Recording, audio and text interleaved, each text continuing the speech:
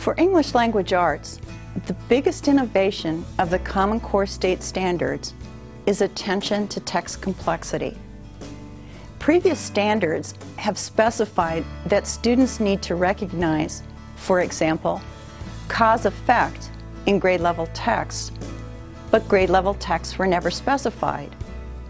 The situation is quite a different one with the Common Core, which has an entire standard on increasing capacity to read complex text, which is defined as the texts of college and careers.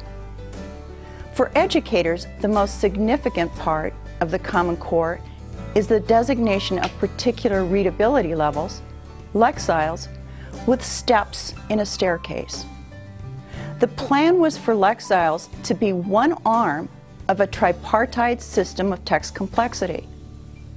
Unfortunately, the other two parts of the system were not ready for prime time.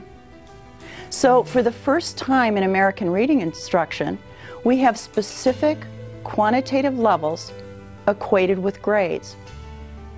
Further, because the aim was to achieve college and career text levels by the end of high school, lexiles were recalibrated to accelerate reading levels, beginning with the end of grade 1.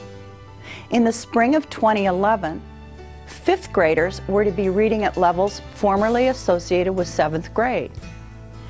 This is a tall order for at least two reasons.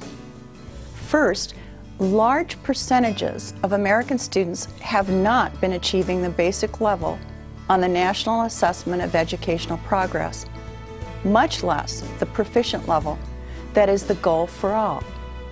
It's also a tall order because there is no empirical evidence that students will rise to the occasion when given harder text. Indeed, we have evidence to the contrary. Giving students hard text that they can't read, or asking teachers to read text to students, will not develop capacity to read complex text. But there is a solution.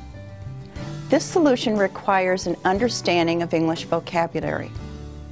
English has approximately 300,000 to 400,000 active words.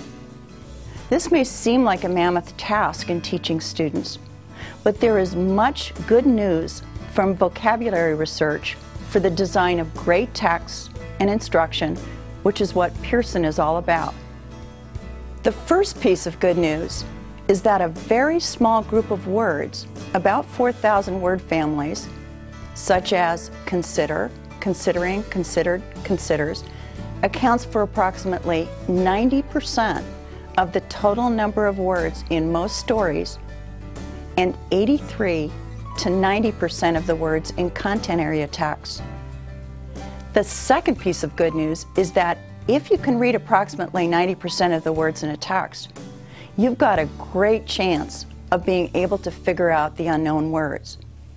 If you're still decoding some of the core 4,000 words, you don't have much of a chance at all. The other 10% of the words in text come from the other 300,000 words. These words don't appear very frequently, but they are essential in providing precision and elaboration to text. The third piece of good news is, because of digital analyses, we can identify very clearly the core concept vocabulary from the 300,000 words that are essential for reading content area and literary texts. And now, for the really majorly great news. The authors and editors at Pearson have known about the core vocabulary and the core concept vocabulary for quite some time. Products such as QuickReads, QReads, and My Sidewalks have all been designed with this knowledge in mind.